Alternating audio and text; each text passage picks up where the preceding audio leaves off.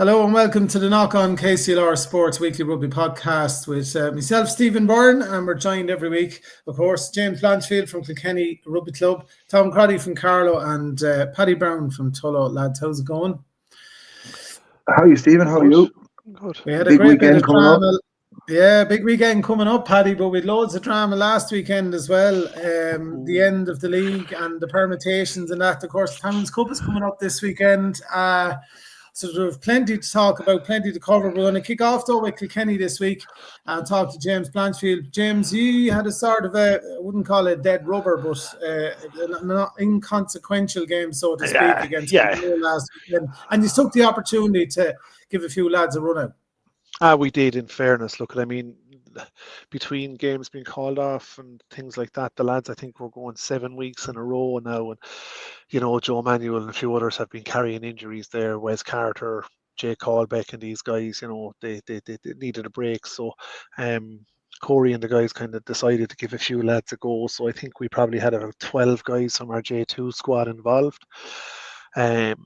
Just to give the lads, I suppose it's a two-sided thing, is to give some of the J2 lads exposure to firsts, but also to give some of the second or some of the more seasoned campaigners in the first a well-deserved break. Look, it was a hard kind of game.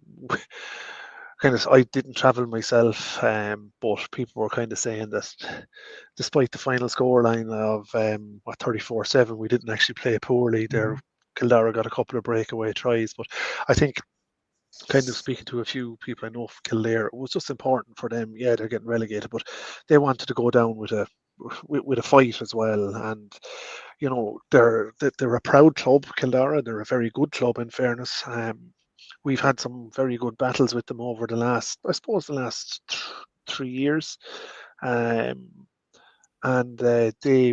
we'd have a good relationship with them, but they wanted to go down with a fight, and look, at fair play to them, they have. Not nice for any club to get relegated, and I'm sure that they'll make a quick return back to 1B next year. But for us, it was just important to get a few guys blooded. Like, I mean, Mark Coughlin played number 12 for our first last week. Mark made his first 15 debut, if I'm right, 2008. You know, he's still plugging away with the seconds. Didn't play for a few years, but it was nice. It was nice for that. It was nice for Conor Rowe there to get his first start at first 15 level, and a few others. So, but look, at all roads lead to Towns Cup this Sunday for us, and we'll jump onto that in a few minutes. But there was a lot of other rugby activity in the club last weekend. I suppose it'd be remiss of me not to start with our under 14 girls, who become the first Kilkenny schoolgirls youth team to win a title. Under the coaching of Joe Manuel, Jenny Kerwin and Derek Lawler, we want to send all of our congratulations to everybody in that team.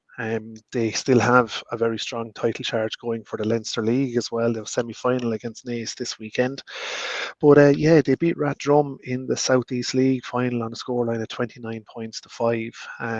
Girls have been just ripping it up all year. They've been playing kind of, how to say, real entertaining rugby, real running rugby, and they kind of play with the hair down.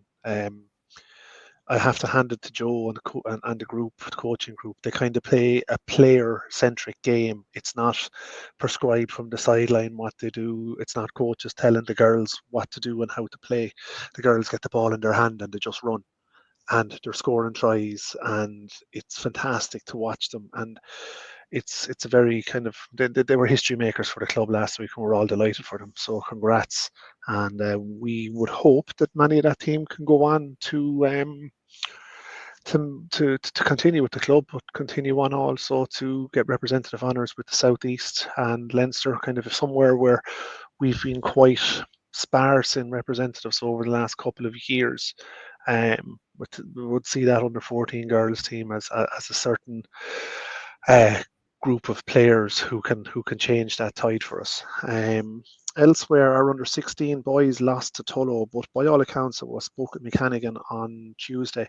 All accounts, it was a great game. We were leading at half time, but Tullow just turned the screw in the second half. Tullow are a very strong side. I think they have a few guys from outside of Tullow came and joined them as well, and they might be eyeing a lot of success with that team. So, but Mick said it was a fantastic match, and one that our lads put in a strong performance, but just came out the wrong side of the result.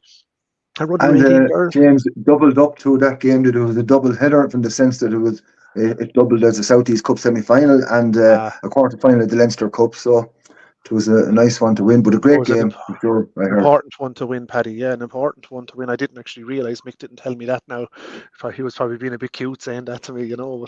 But look at you. It's the business end of the season. It's a great time of the season to be playing rugby, and look at I can see the logic behind playing it as a double up. The under 18 girls surprisingly got a walk over from De La Salle St Mary's. So there was no girl from the under 18 girls last week. The game that I went to watch was the under 18 boys in the cup against Clondalkin, winning 34 points to 14. Really good game. Really good game. Kilkenny were missing a few. They were missing their first and second choice scrum halves in Daniel Ring and James Kennedy. James actually arrived late. He was hurling, but he was carrying a little bit of a niggle. And the third choice scrum half, Conor Murray, was actually having quite a good game, so they left him on for the full game. Rory O'Carroll had a super game at out half for Kilkenny. Mark Power, team captain, loose head prop, also kind of in around our first 15 panel, went off with an ankle injury, which at the time looked a little bit serious, but he was walking off the pitch at the end with a not so bad of a limp, just a slight limp. So you'd be hoping Mark will be back this weekend. But it was a really entertaining game, and we have to kind of say Clondalkin, despite kind of being well down with 10-15 minutes to go, they never stopped. And I would have to comment that their number 12, whose name escapes me, I believe he's a Leinster youth, is one of the best players that I've seen in youth rugby in a long time. A very, very athletic, very tall guy, incredibly quick. He probably he scored 2 tries, probably could have scored a third as well, only for some really good cover and tackling by one of our guys whose name escapes me. But look, it was a great performance. Now the guys march on in the club, and they have a league semi-final this weekend against Wexford. The under 13 boys beat Portlaoise also. The women's 15 lost on the road to Edenderry on a scoreline of 48 points to 12. Look at Edenderry running away with that league. I think they might even at this stage have been crowned league champions 2 or 3 games ago. But look at our women's team, have a lot to build on for next year. They had a very solid season, finished in 4th position. Will finish in 4th position in that league, and can look forward to next year. Our seconds lost to Cill Dara, again with a depleted squad, because so many guys are up to the first 15, but really strong game, really good game, 29 points, 27 they lost. And as I mentioned, our J1s lost 34-7 to Cill Dara as well. But I suppose the big game for us was 3 weeks ago against Dundalk. We got the win there, just cemented our place in mid-table, and happy with that, and a lot to build on as well for a league campaign next year. Our minis had a full round of games with New Ross, which was great fun. I've just got to point out the great work being done by our minis coaches. Each of our minis groups have plus 30 players. And it's what it leads to is sometimes it leads to a little bit difficult for visiting clubs to match what we have. I think Tullow are the only club that can match us on numbers, and we're probably the only club who can match Tullow on numbers as well for minis. So look, a little bit difficult there, but it's a great sign that we're doing so well. We're getting so many kids through the system. And we will be hosting the Southeast under 7s and 8s minis blitz in early April as well. So lots going on there. Moving forward, some off the pitch stuff. Anita St. Ledger, scrum half on our women's 15, is our player profile of the week. Anita is originally from New Ross, but lives here in Kilkenny. it's unusual to go to the club and that you don't see Anita there, because she is always out there doing something, be it playing herself or coaching a youth team where her young fella is playing, or coaching a minis team. I think it's the under 11 she's involved in, also where another son of hers is playing. So Anita's a really strong character around the club and a great club person to have. And yeah, you can find her profile on our socials. And just want to wish our club captain Gary Dunn a happy 30th birthday. I actually kind of had to scratch my head and kind of ask myself today, how was he only 30? You know, he's been around forever. I think Gary came onto the scene when he made his first 15 debut at 18 when he was playing Leinster Youths, and has been pretty much on the first for nearly 12 years now, non-stop club captain this year. You don't normally see Gary leaving the pitch without blood coming from some part of his body or a bandage hanging off him or something like that. But so look, at happy birthday to Gary. Looking forward to this weekend. Was talking to Mick McGrath last night, and Mick kind of said this is the business end of the season now, where coaches want to see all of their hard work starting to pay off. I suppose it's knockout rugby, league semi-final rugby, and Mick's philosophy as a coach, and kind of trying to push that philosophy across the club is you develop your players over the course of a season to hit various different benchmarks and various different skill sets. So come this time of year, they have the skill sets in place and they have the performances in place to get through knockout games. And we hope that philosophy pays off. So starting this Friday, or starting tonight, our under 14 boys are away to New Ross, kicking off at 7:30 in the Leinster Plate. On Saturday, our under 18 girls are away to Portlaoise in the Leinster League, kicking off at 11 a.m. Our under 14 girls, as I mentioned previously, have the league semi-final against Naas in Naas, kicking off at 12 p.m. on Saturday.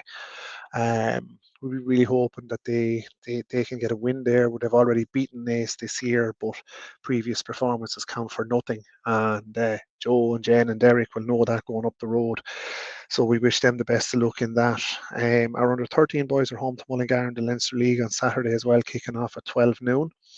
Then I suppose we're coming into Sunday, which is kind of cup rugby for many people. Starting with our under 15 boys on Sunday, having a away friendly to New Ross at 12:30. Our under 18 boys are home to Wexford Wanderers in the Leinster League Division 1 semi-final. Kick-off there is at 12:15. And then we have our women's 15 away to CYM in the Leinster League with kick-off there at 4 p.m. And then we have our J1s are in the Provincial Towns Cup at home to Wexford or Wicklow at 3 p.m. So we'd be really hoping that with kind of the under 18s out in the club, followed a little bit later by the first against Wicklow, that we can get a good crowd out to support the under 18s who'll stick around and support the firsts.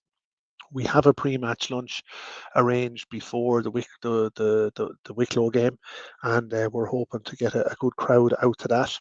And part of that is Leinster Rugby Referees Association will be acknowledging the hard work of Brendan Jenkinson, who would be a well-known referee and now referees assessor, who has given 55 years consistent service to Leinster referees. Paddy would probably know Brendan of old, and Brendan's getting a presentation from the Leinster referees because he is actually retiring from his involvement as an assessor now, supposed to not spend his time on wet cold sidelines on Sunday mornings and Saturday evenings watching games, and supposed to spend more time on the couch watching rugby on the telly. And from everyone at Kilkenny Rugby Club, we want to thank Brendan for his service over the years.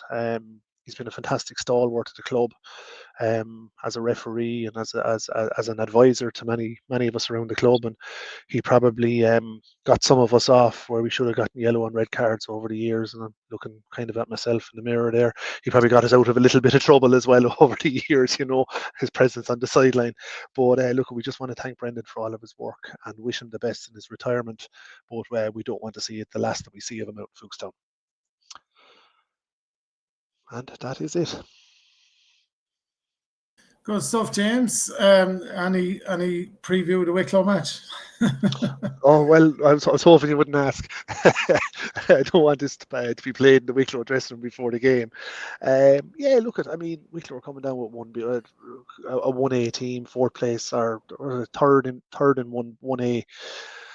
they're probably going to be the favourites coming down for it. We've named probably as strong a team as we can. It'll be interesting to see how it goes. We've got to be very try and get some level of dominance up front. They're very strong. We've seen in the past that they have Wicklow have a very good front row. Have a very good front row to come on off the sideline as well. But one of the things we will be questioning maybe about Wicklow is some of the legality of their hits around the pitch and the height of their tackles and things like this. Which we hope, we don't know who's refereeing it, but we'll be hoping that the referee will be watching that. We're starting with Charlie Buckley, Ben Devlin and Josh Evans in the front row. In second row, Joe Connolly and Jake Colbeck. In the back row, Wes Carter, Jason Connolly and Gary Dunn. Out the back line at half back, we have Aaron Askins and Jack Campion. On the wings, we have Nuan Rossetti and Jeff Power. Joe Manuel and Dan Dowling make up the centre pairing with Podge Mahan at full back. Very experienced Kilkenny team, I have to say. Like, when you look through it, you have Ben Devlin there, who's no stranger, Josh Evans, who's been around a long time, Jay Colbeck is a Leinster junior, Wes Carter's a Leinster junior at number 6, Jason Connolly has one of our most experienced players, and Gary Dunn at number 8, another Leinster junior. So it's a very, very strong Kilkenny pack. I think Wicklow described us as a grizzly pack on their Facebook page yesterday. Out the backs, look at it's a young half-back pairing, but they're up to it, very, very up to it. And Joe Manuel and Dan Dowling in the centre will be hopefully a good combination. They played together a good few times, and Jeff Power on the wing with Podge Mahan and Nuan Rossetti on the other wing. So look at Podge. Everybody knows Podge. He's a very experienced player with great pace, knows the game, knows how to play the game. So we're hoping Podge can lead from the back there. On the bench, we're carrying Drew Phelan, Matt Hogan, Liam McWay, Dan Ring and Tommy Murphy. So Dan will be playing under 18s, I'm assuming, first, and then coming across the sub for the first 15. Again, look at it's probably a mixed bench. Brian Howe is out of contention because I think he's getting married in the next week or two. So for obvious reasons, he doesn't want to be going up the aisle with a black eye or a missing tooth or on crutches or in a sling or something like that. So Brian has kind of stepped away now. Matt Hogan, Liam McWay understands the game in and out, tough character.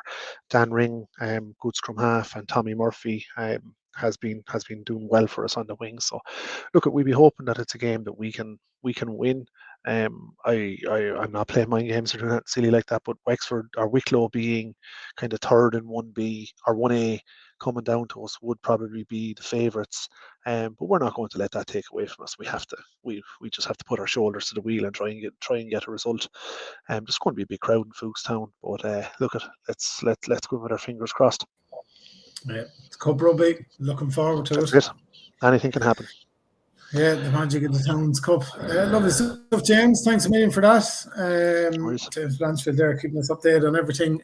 Kilkenny, good luck on Sunday and good luck across the weekend, of course, with all the teams taken to the field. Fingers crossed to the weather. I think the bit of rain this morning after the dry spell. Hopefully it holds up for the weekend. We'll see. I'm not sure, but hopefully it does. But look, it wouldn't be a cup rugby without a bit of rain coming in or something like that, you know. Yeah. Absolutely. Thanks, James, for that. We'll let you go. I'm not busy this afternoon. Paddy Browne, absolutely. I just want to say actually, well done to Tullow on their great escape last week.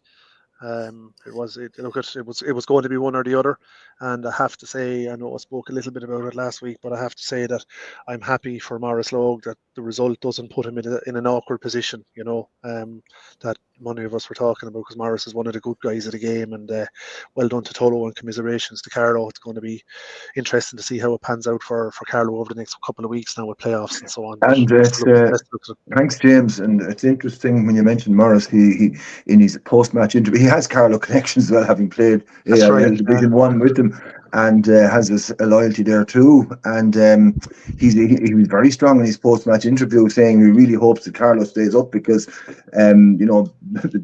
leaving aside the local rivalry, but the matches against Carlow, Athy and Kilkenny as well, hopefully when you come back up or whenever, they're so much more important than going off to Dundalk or something like that, or the Dublin club. So they really make the season. So he was very strong on that.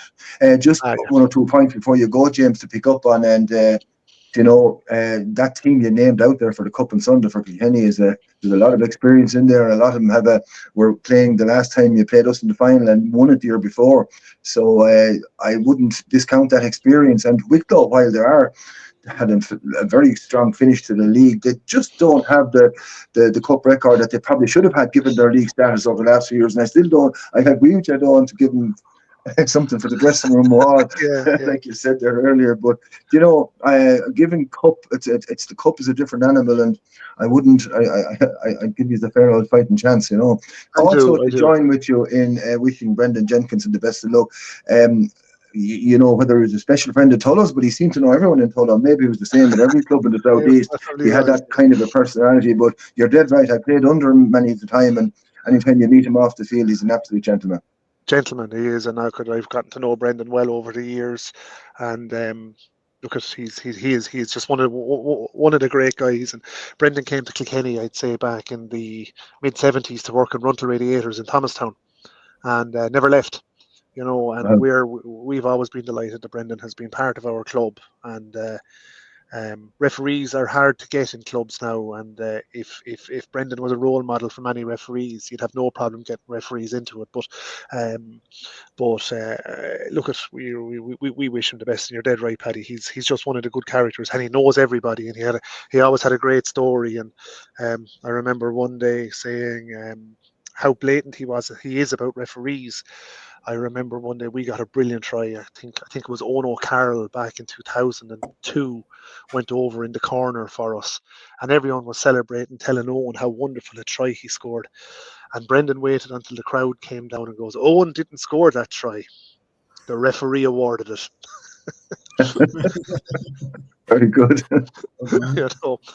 But look at lads, I leave you on that because I have to go collect the boys.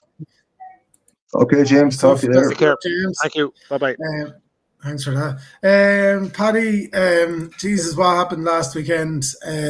Bective, huge match, big Dublin side, never easily beaten or always tough matches as well, which has managed to edge them 28-27 in an absolute thriller. But your scrum, like you're saying, the dominance was incredible. And you were talking about the week before as well, that just things have started to click in that department as well. So congratulations on the wing. There was a bit of a nail biter. We were hanging on to the scores here on Twitter and on groups and everything here, trying to keep an eye on what was going on.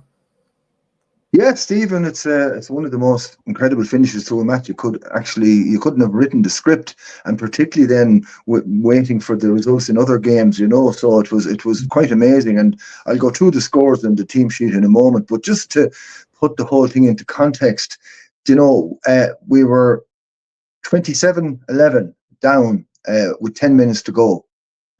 Looked all up. It took a conversion from the touchline in the last kick of the game to win it by a point. Still didn't know if we were safe in the division, because if Carlow had won, our great achievement would have meant was counted for nothing in terms of league status. So we were all out in the pitch celebrating the win when the news came through of the result from Sutton, and of course that really led to a huge outpouring of joy. And nothing against Carlow, absolutely, but it was just the kind of, I did say last week, Stephen, it would take a few miraculous results. There was nothing miraculous, I think, about the result between Athy and Ashburn, and Athy Julie won, pulling up with a huge score, I think, but that was fully expected. But the other two local results were quite astonishing, and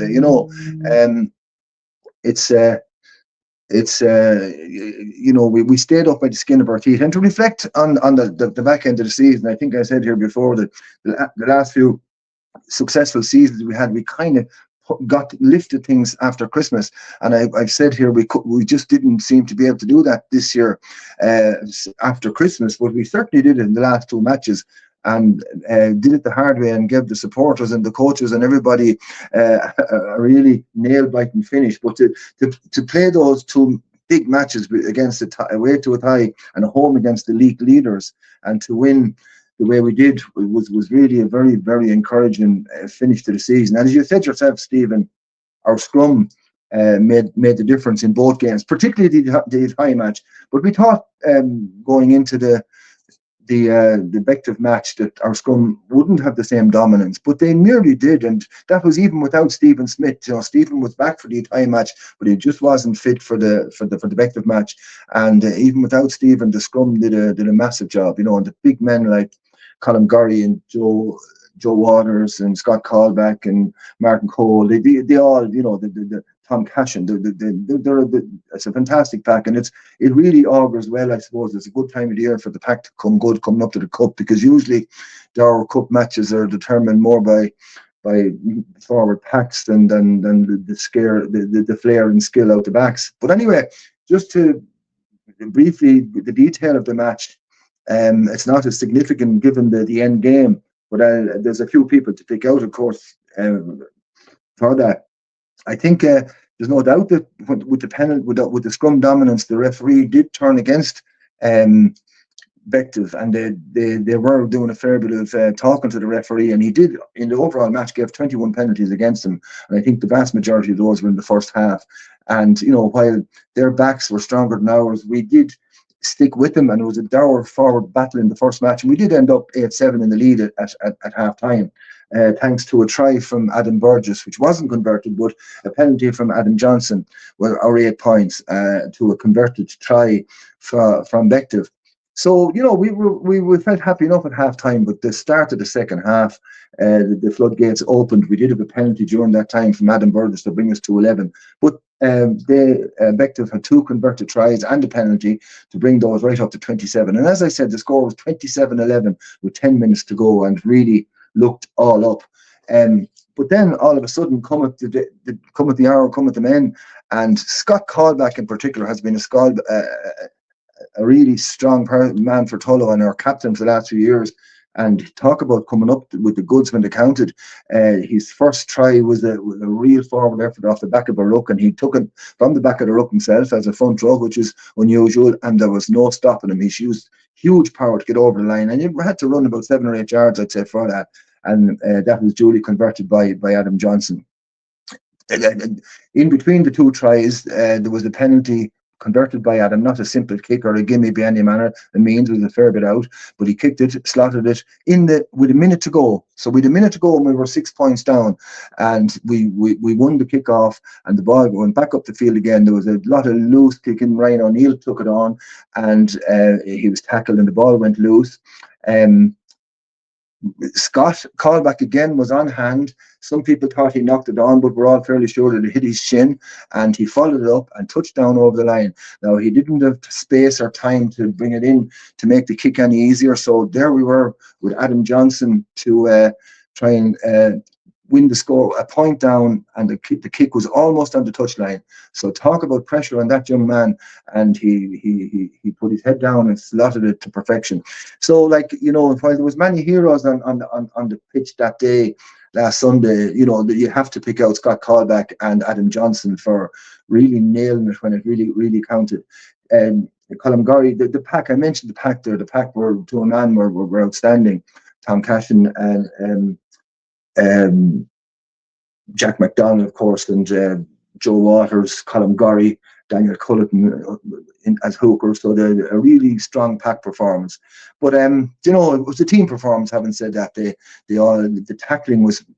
If Tullow had a thought during the year, they did a lot of soft tries, but the tackling, because the Bective are a really strong running team, they did a superb set of backs, and they were there to win it because they weren't sure how they stood depending on results elsewhere. And if C Point had won with a bonus point, they could have just took the league from them. So they needed to get at least a bonus point, and probably felt they needed to win it. So they were obviously as astounded as everybody else was at what happened at the final whistle. As it turned out, they didn't. One bonus point was enough for them, and they did duly win the league. So I suppose there was celebrations from both sides from that. And I said earlier about Carlow. The Carlow matches for us over the last couple of years have been fantastic, and we would hope that, now Tom will talk more about it in a few minutes, that they would go ahead and do the business if they do end up in the playoff. It's a tough one, waiting a full month to know their fate, because it depends a bit on whether Tullamore come down or not, and Tullamore have at least 3 more matches to play in the AIL. So they probably will even have to play their relegation match, the relegation promotion match against Wexford before that, still not knowing where they stand. So it's a very tricky situation to be in, and one we were in before ourselves. So, but here's hoping that they do the business, and we'll have a few still the local teams to play against next year. So overall, it was a very good finish to the season for our first men, and as you can imagine, there was a very good night in the club afterwards. There was 2 other big games on the day as well with the senior players. The seconds men were playing Bective and put up a very good show. The final score was 19-14 to Bective, but it could have gone either way. And that Bective team hammered us at the corresponding fixture in Dublin, in Donnybrook, back just after Christmas. So a very creditable performance from the seconds, and had good players in Shane Rowan, Davy Tobin, Jack Fitzgerald, and especially mentioned to Paul Canavan, who's back, and it is a very solid game at out half. And to think that Paul is also coaching our first AIL ladies team, and so he's given a huge amount to the club, and has given huge service over the years. Just to mention Paul in that regard, or Pookie as he's better known as in the club. So our ladies then finished off the day at 5 o'clock with a match under the lights against Galwegians, a strong Galwegians, and they really put it up to them. The final score was 29-17 to Galwegians, but it was a very tight game that could have gone either way, and I think our ladies were leading in the first half. It was easily their best performance of the year, and they are getting players back that have been injured, so they were getting closer to full strength. Having said that, Hilary Griffin did go off during the match with pulled a hamstring, and she was one of the people we had back and was a stalwart over the years, so she'll be missed for the run into the season. But it was a great performance from the ladies. They're away to Ballincollig next week, and depending on results, there's a slight chance they might get to stay up. Only one team go down, and so their fingers crossed. But a bit like us, the Ben last week, it will depend on results elsewhere. So that was the weekend for the seniors. It was went against the script that we spoke of and predicted here last week, Stephen. But you couldn't really ask for a better way to finish off the season. So we're very, very happy with that. So at the underage level, then quite a successful weekend as well. They played 8 matches and won 6. So anytime you do that, you have to be happy with it. Just briefly, the under 13 boys in the Leinster League beat Carlow 19-17. The under 14 boys Leinster League beat Mullingar 24-21. The under 14 Rhinos won a friendly against Gorey. The under 15 boys had a huge win in the Leinster Plate over Tullamore 31-7. James already mentioned the under 16 boys, who were a strong team and went down to a very strong Kilkenny team, or beat them narrowly 17 points to 8, and that was a double fixture for the South East Cup semi-final and also the quarter-final of the Leinster Cup. So high hopes for that particular team. The under 16 Rhinos lost 27-32 to a tie, and the under 18 boys lost narrowly to a tie in the Leinster League 29-32.